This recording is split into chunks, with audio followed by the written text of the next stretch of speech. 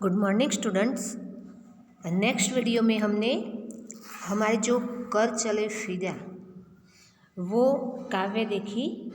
ये कविता है, वो इस कविता के ये है शब्दार्थ, क्योंकि आज हम प्रश्न अभ्यास सीखेंगे इसकी एक्सरसाइज। तो ये शब्दार्थ और टिप्पणियाँ हैं। तो उसमें जैसे मैंने कविता में जैसे शब्दार्थ को क्लियर करके मतलब उसका अर्थ बताया था, एक बार फिर ये शब्दार्थ देख ले, क्योंकि आप सबसे एक्सरसाइज के पहले ये शब्दार्थ लिख देगी। फिदा यानी कि न्यौछावर करना। जो सैनिक अपनी जान फिदा करते हैं, न्यौछावर करते हैं अपने देश के लिए। हवाले सौंपना। रुत यानी कि मौसम। जान देने की रुत रोज़ आती नहीं, ऐसा था कविता में पंक्ति। हुस्न यानी सुंदरता। रुस्वा बदनाम। खू यानी खून। काफिले जो यात्रियों का समूह है वह। फतह यानी कि जीत। जश्न खुशी मनाना। नब्ज यानी नाड़ी। कुर्बानियाँ जो सैनिक अपनी कुर्बानी देते हैं, वो बलिदान देते हैं अपना देश के लिए। ज़मीन यानी कि ज़मीन। लकीर यानी कि रेखा। ये शब्द आपको नोट में लिखने हैं। अब है प्रश्न अभ्यास। तो प्रश्न अभ्यास में ये क्वेश्चन आंसर आपको नोट में लिखने हैं। यहाँ से स्टार्ट करेंगे। फर्स्ट है, निम्नलिखित प्रश्नों के उत्तर दीजिए। अब यहाँ कर चले फिदा ये गीत है, वो एक लास्ट स्टेज पे जब सैनिक आता है, वो अब जब जाने अब अपने देश की रक्षा के लिए, देश की रक्षा के लिए, भारत माता की रक्षा के लिए गया है और उसका वो अंत चल रहा है। कर चले फिदा यानी कि लास्ट वक्त पे ये एक सैनिक अपने साथियों और अपने देशवासियों को ये बोल के जाता है कि कर चले हम फिदा, जानो तन साथियों। तो यहाँ पे ये पूरी कविता में एक साथी यानी कि एक देशभक्त अपनी देश की सेवा के लिए गया है और वो लास्ट शहीद होने वाले वक्त में सैनिक मृत्यु को गले लगाने से पहले ये अन्य सैनिकों से संबोधन करते हुए ये सब पंक्तियाँ कहता है, यानी कि ये कविता उस पर लिखी गई है। फर्स्ट क्वेश्चन है, क्या इस गीत की कोई ऐतिहासिक पृष्ठभूमि है? तो देखो, ये ऐतिहासिक पृष्ठभूमि मतलब कि ये कर चले फिदा गीत उर्दू के प्रसिद्ध शायर हमारे जो कवि है कैफ़ी आज़मी, ये इनकी रचना है।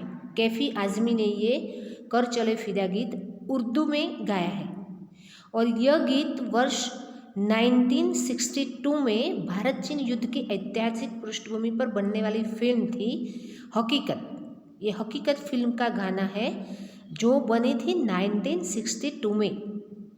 ये लिखा गया था, कैफ़ी आज़मी ने लिखा था। तो यहाँ कर चले फिदा कविता की ये ऐतिहासिक पृष्ठभूमि है। इस गीत के माध्यम से मतलब ये देशवासियों को अपनी मातृभूमि के प्रति जो बलिदान की भावना है तथा भावनाओं पर आज़ादी की रक्षा के लिए प्राणों की परवाह न करने वाला जो भाव रखने वाला ये सैनिक है, वो सैनिक संबोधन के माध्यम से अभिव्यक्त किया गया है यहाँ पे। यह गीत वर्तमान समय में, जो गीत गाया था 1962 में, पर यह वर्तमान में देशभक्ति के प्रति उत्साह पैदा करने के लिए, सैनिकों को सुनाने के लिए, देशवासियों के प्रति उत्साह पैदा करने के लिए ये महत्वपूर्ण भूमिका यहाँ पे निभाता है। तो ये गीत है, इस तरह ऐतिहासिक पृष्ठभूमि इसकी बनी रहती है। नेक्स्ट क्वेश्चन है हमारा, सर हिमालय का हमने न झुकने दिया। यहाँ पे हमने पंक्तियों में, कविता में कैफ़ी आज़मी ने गाया है कि सर हिमालय का हमने न झुकने दिया। तो यहाँ पे पंक्ति में हिमालय किस बात का प्रतीक है? जो हमारे भारत की रक्षा करता है, सबसे ऊंचा हमारा पर्वत है।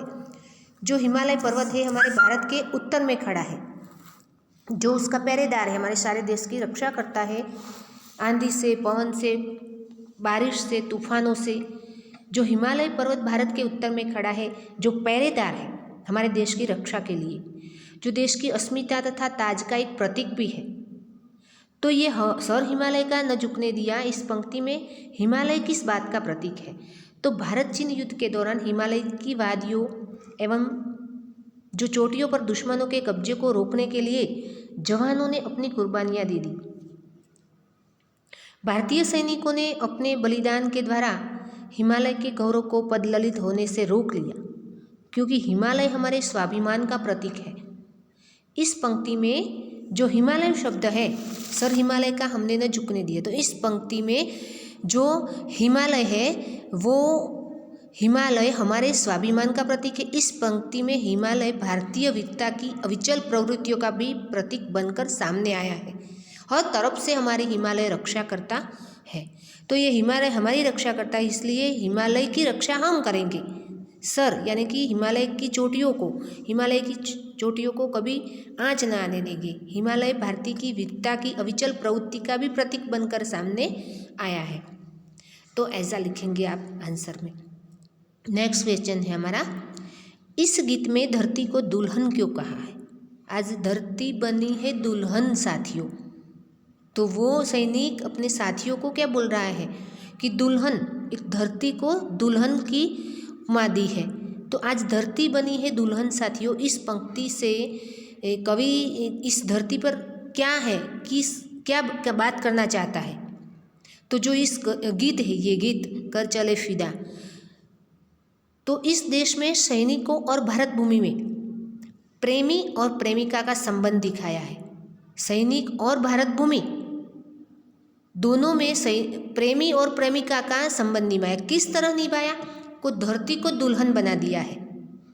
धरती को दुल्हन इसलिए कहा क्योंकि एक नववधू होती है, उसकी सुरक्षा कौन करता है? उसका दायित्व किस पे होता है? एक नवयुवक पर होता है।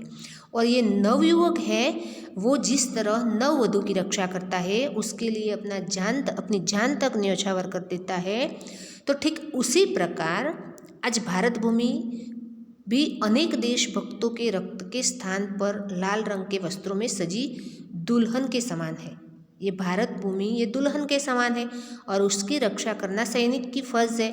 तो जिसकी सुरक्षा का दायित्व देश के प्रत्येक नवयुवक पर है, तो ये देश के प्रत्येक नवयुवक पर जो जिस देश की रक्षा करने का हक है, इसलिए वो नवयुवक नववधू की रक्षा करता है।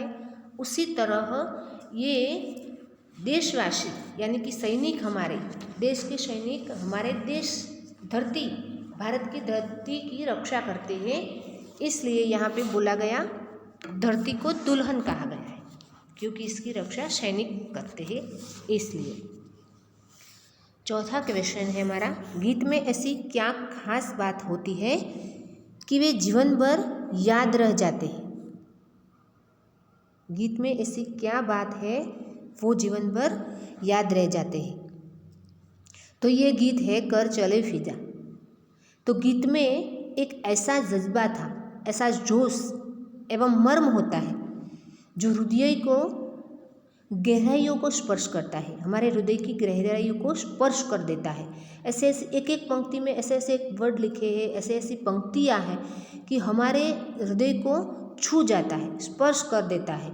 एक सैनिक लास्ट एंड वक्त पे अपने साथियों को क्या बोलता है, एक एक पंक्ति में एक सैनिक के माध्यम से देश के लिए कुर्बान होने की भावना, यानी कि मैं तो कुर्बान हो रहा हूँ, मैं तो अब जा रहा हूँ, पर आज़ादी की रक्षा के लिए अपने प्राणों की परवाह न करने की चेतना का प्रवाह होना क्या है कि खास बात क्या है कि हमें जीवन भर याद रह जाए, ये हमारे क्वेश्चन है। तो ये क्वेश्चन में क्या से है आंसर कि प्राणों की परवाह न करने की चेतना का प्रवाह होना, यानी कि जैसे एक सैनिक अपने प्राणों की परवाह न करते हुए देश के लिए शहीद हो जाता है, वह उसी तरह संबोधन करते हुए सारे देशवासियों को क्या एक एक घटना ऐसी बताता है, जीवन भर याद रह जाने वाली घटना यहाँ पे बताता है।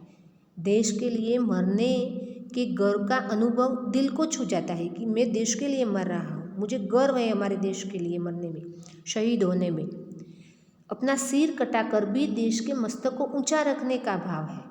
जैसे सर हिमालय का हमने न झुकने दिया, भले मेरा सिर कट जाए, पर मेरे देश को यानी कि मेरी धरती को, मेरी भारत माँ को कुछ आँच आनी नहीं चाहिए। देशभक्ति का चरम उत्कर्ष है यहाँ पे, सबसे ऊंचा भाव, मस्तक को ऊंचा रखने का भाव, देश के मस्तक को। इस गीत की प्रत्येक पंक्ति एक नया तेवर रखती है। प्रत्येक पंक्ति में हमने देखा कि कैसे एक सैनिक का चरम उत्कर्ष भाव है। मौत वही सार्थक है जो देश की खातिर और देशवासियों की रक्षा के एवं स्वतंत्रता को बनाने रखने के लिए है। वास्तव में क्या है, कर चले हम फिदा गीत अंतर मन को झकझोर देने की शक्ति रखता है, यानी कि सामने वाले के मन को उत्साह प्रकट हो ऐसी शक्ति रखने वाला है। हृदय में देश के लिए मर मिटने का उत्साह पैदा करता है। हमें जोश न होना तो भी जोश आ जाए। जैसे कि सैनिक को उनकी बात है, एक सैनिक सारे साथियों को बता रहा है, पर ये वैसे तो सारे देशवासियों का उत्साह अपने देश के प्रेम भावना रखने के लिए ही उत्साह पैदा करता है। इसी कारण यह विशिष्ट है कि ये गीत में एक जीवन भर याद रह जाने वाली बात बताई है। खास हर सारी पंक्तियों में ये बात बताई है कवि ने। तो यहाँ गीत में ऐसी खास एक एक पंक्तियों में ऐसी बात है जो जीवन भर याद रह जाए हमें। नेक्स्ट क्वेश्चन है हमारा, कवि ने साथियों संबोधन का प्रयोग किसके लिए किया है? तो यहाँ पंक्ति आती है कि अब तुम्हारे हवाले वतन साथियों। हर एक पंक्ति के अंतर के नीचे साथियों, मरते मरते रहा बांकपन साथियों, अब तुम्हारे हवाले वतन साथियों, आज धरती बनी है दुल्हन साथियों, बांध लो अपने सर से कफन साथियों।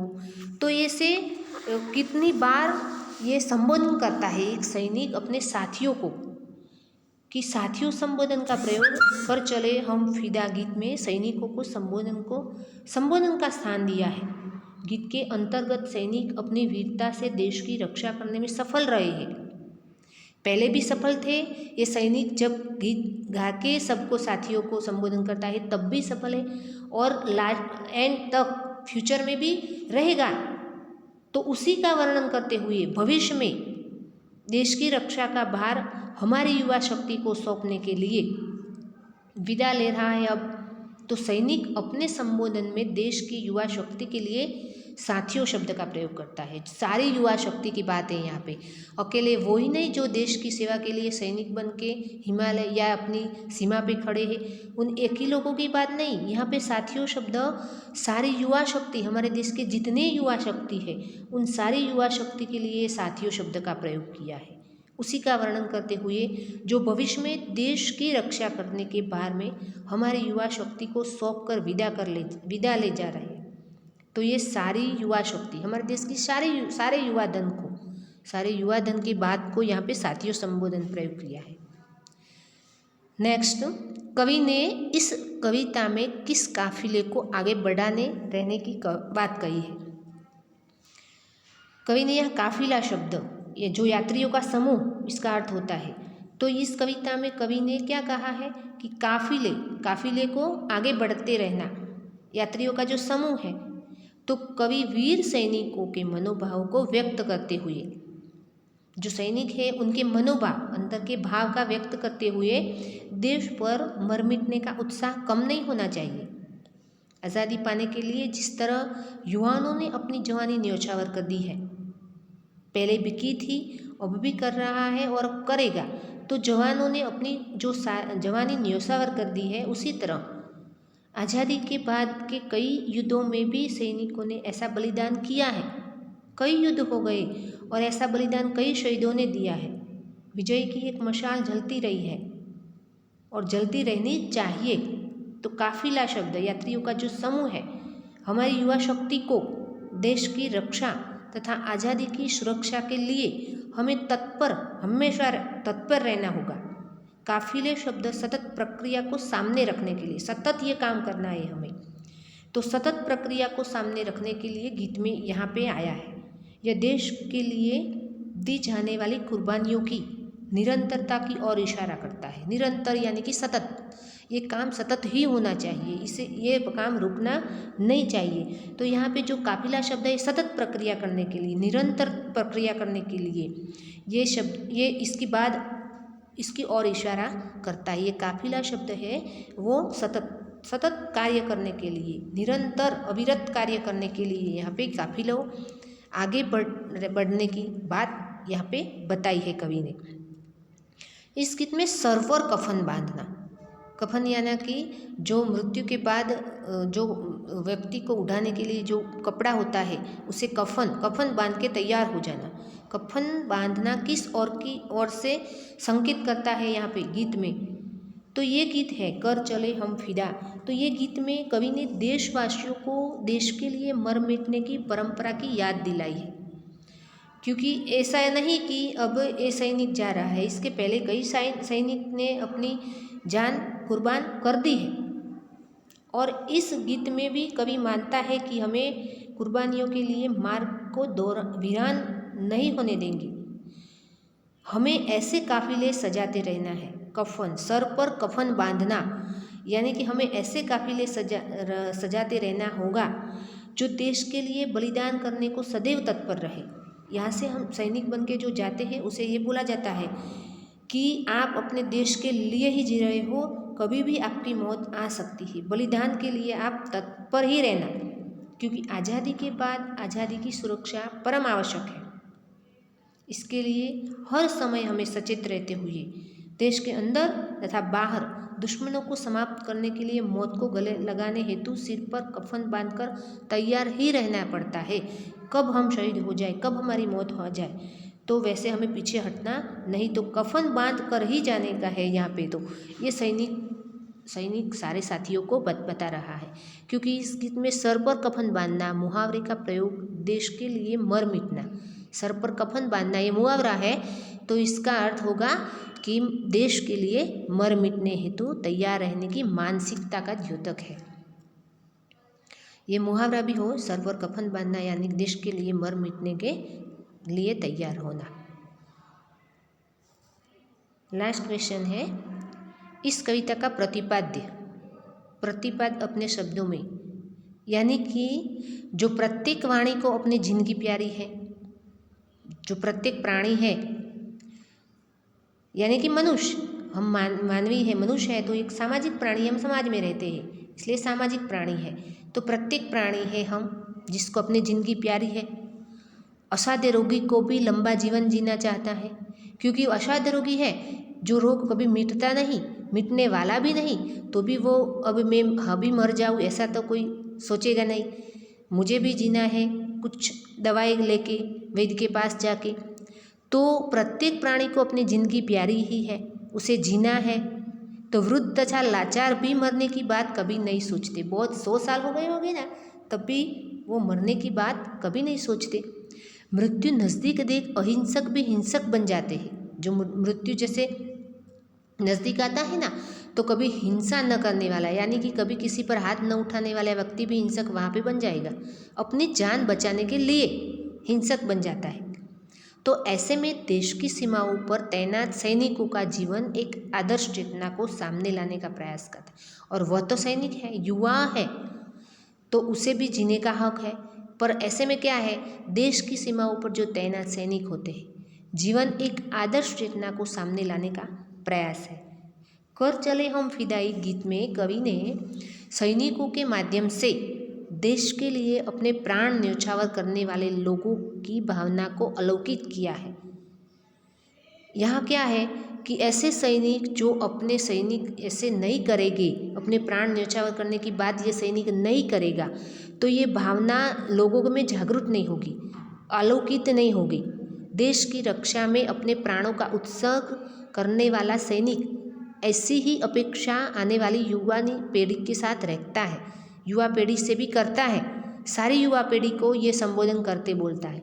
ऐसा नहीं कि ये युवा एक ओनली फॉर वो सीमा पे सैनिक तैनात खड़े हैं उनके लिए बोल रहा है, ये तो सारे युवा पीढ़ी, हमारे सारे देशवासियों के लिए, क्योंकि ये अपेक्षा रखता है कि कल हमारी पीढ़ी भी ये गीत से, ये जो कविता है उस कविता से उसमें जोश या जुस्सा आए देश के लिए कार्य करने का, उसे देश के लिए मर मिटना अपने जीवन में सौंदर्य तथा प्यार की प्राप्ति से कहीं अधिक महत्वपूर्ण। ऐसा गीत सुने ऐसे लोग, क्योंकि 1962 से बना हुआ ये गीत अभी भी हमें प्रेरणा देता है, सारे देशवासियों को प्रेरणा देता है और देता रहेगा। ये अधिक महत्वपूर्ण एवं अर्थपूर्ण लगता है। इसी में जीवन की सार्थकता है, किसी के लिए कुछ करके जाना। यहाँ से सब जिसका जन्म हुआ उसकी मृत्यु को सार्थक है। सबको हम याद नहीं रखते, किसी को याद रखते हैं कि जो कुछ देश के लिए और किसके दूसरों के लिए जी कर गया है, उसके लिए देशभक्ति का उत्साह प्रवाहित करना है। कर चले हम फिदा गीत का ये प्रतिपाद्य है कि जो ये युवा पीढ़ी जागृत नहीं होगी तो ये काम देश प्रेम या देशभक्ति या देश की सेवा, भारत माता की रक्षा नहीं कर सकते, क्योंकि इसके लिए सबसे पहले क्या है, उसको जागृत करना है युवा पीढ़ी को। तो ये गीत सबके मन में उत्साह भरने के लिए यहाँ पे फरमाया गया है। ये प्रतिपाद्य, इस गीत का ये प्रतिपाद्य है। निम्नलिखित का भाव स्पष्ट कीजिए। तो यहाँ ये 8 क्वेश्चन दिए हैं, वो सारे आपको नोट में लिखने हैं आंसर के साथ। भाव स्पष्ट कीजिए, यानी जैसे ही हम कविता में सीखे हैं कि एक एक पंक्ति के भाव मैंने बता दिया था, वैसे ही यहाँ पे सांस थमती गई नब्ज जमती गई, स्टार्टिंग में ये पंक्ति आती है, फिर भी बढ़ते कदम को न रुकने दिया। तो यहाँ एक्सप्लेनेशन करेंगे तो कैसे बनेगा कि जो ये गीत है कर चले हम फिदा, उस गीत की ये 2 पंक्तियाँ हैं। तो उसमें कवि ने क्या बताया है कि सैनिक अपने देशवासियों को संबोधित करते हुए कहता है। ये तो हमें पता ही है कि एक सारी पंक्तियाँ एक सैनिक अपने देशवासियों को, अपने देश के युवाओं को संबोधित करते हुए कहता है कि देश के लिए हम स्वयं को न्यौछावर कर सभी से विदा ले रहे हैं। अब यह मातृभूमि तुम्हारे हवाले है, जिसकी रक्षा अब तुम्हें ही करनी है। सैनिक कहता है कि हमने अपना कर्तव्य निभाया है। सांस थमती गई, यानी कि सांस रुकने तक, धड़कन के बंद होने तक हमने अपने कदम आगे ही बढ़ाए हैं।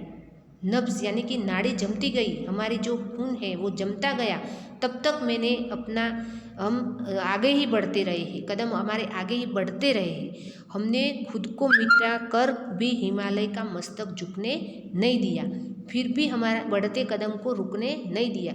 जब सांस रुक गई थी, नब्ज नाड़ी जम गई थी, खून जम गया था, फिर भी यानी कि तब तक हमारे कदम आगे ही बढ़ते गए, आगे ही बढ़ते गए हैं, फिर भी बढ़ते कदम को न रुकने दिया। तो ये पंक्तियों का स्पष्टीकरण ऐसे होगा। खींच दो अपने खूं से जमीन पर लकीर, इस तरफ आने पाए न रावण कोई। ये लास्ट पंक्तियों की जो पंक्तियाँ 2 ली गई है, रावण की बात है जो मैंने बताई थी नेक्स्ट वीडियो में। सैनिक अपने देश की युवा शक्ति का आह्वान करते हुए खींच दो अपने खूं यानी खून से जमीन पर लकीर यानी कि जो लक्ष्मण रेखा बनाई थी लक्ष्मण ने सीता के लिए, पौराणिक कथा के माध्यम से उन्हें देश की रक्षा हेतु बलिदान देने की बात है। यहाँ पर उत्साहित करता है, वह कहता है कि अपनी सीमा पर अपने खून से लकीर खींच दो। कि किसी रावण यहाँ कहा है, पर यहाँ किसकी बात है, सामने वाले जो हमारे दुश्मन हैं उसकी बात बताई है कि कोई ऐसा रावण न हो कि उस लक्ष्मण रेखा को पार करने के लिए उसे 100 बार सोचना पड़े। तो ऐसी लक्ष्मण रेखा तुम लक्ष्मण बन के खींच लो, जो सीता के लिए लक्ष्मण ने खींच दी थी। कोई भी विदेशी की ताकत ऐसी नहीं होनी चाहिए कि ये हमारी सीमा को पार कर सके। यदि इस सीमा का अतिक्रमण करे तो उसे उचित जवाब देना चाहिए, और उचित जवाब दो आप उसे, जिससे फिर कोई भारत माता के आंचल को मलिन करने का दुस्साहस न करे, कोई हमारे भारत माता को छूने की हिम्मत न करे, उसकी तरह छूने की क्या आंख उठाकर देखने की भी न कोई हिम्मत करे। ऐसी लकीर खींच दो अपने खून से लकीर, यानी कि अपने खून से लकीर खींच लो, रेखा बना दो ऐसी, तो कोई रावण यानी कोई दुश्मन हमारे देश की तरफ देखने की हिम्मत भी न करे। तो ये स्पष्टीकरण इस पंक्तियों का हम ऐसे करेंगे। नेक्स्ट है, लास्ट पंक्तियों है, छू न पाए सीता का दामन कोई।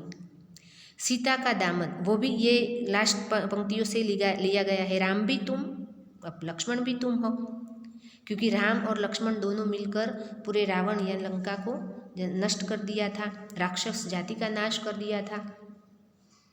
कवि यानी कि शायर ने सैनिकों के माध्यम से अपने देशवासियों को संबोधित करते हुए यहाँ पे ये कहा है कि तुम रावण हो और तुम ही लक्ष्मण हो, और जिनकी शक्ति से सामने दुनिया के भयानक असुरों के राजा रावण के घुटने टेक दिए थे, अपनी मातृभूमि को अत्यंत वीर देशवासियों के हवाले करता हुआ सैनिक लगभग निश्चिंत है क्योंकि ऐसे राम बन जाओ और लक्ष्मण बन जाओ तो कोई तुम्हारी तरफ आप हमारे देश की तरफ कोई आंख उठाकर देखेगा नहीं, सीता का दामन कोई छुएगा भी नहीं, यानी कि हमारे भारत माता का दामन कोई नहीं छुएगा। तो यहाँ 3 पंक्तियों में ये भाव हमें स्पष्टीकरण से बताना है। ये भाषा अध्ययन है, इसमें इस गीत में कुछ विशिष्ट प्रयोग हुए हैं। गीत के संदर्भ में उनका आशय स्पष्ट करते हुए अपने वाक्यों में प्रयोग करना है। कट गए सर, यानी कि बलिदान हो गया, मर गए। जैसे हमें मुहावरे आते हैं हमारे ग्रामर व्याकरण में, हिंदी व्याकरण में, तो उसके लिए ये जो है दिए गई है कुछ पंक्तियाँ है, तो उसके लिए हमें काम आएगी। कट गए सर यानी कि बलिदान हो जाना। देश को स्वतंत्रता दिलाने में न जाने कितने ही स्वतंत्र सेना के सर कट गए, ये वाक्य बनेगा। सेकंड है नब्ज जमती गई, यानी कि शरीर की नसों में खून जमने लगा।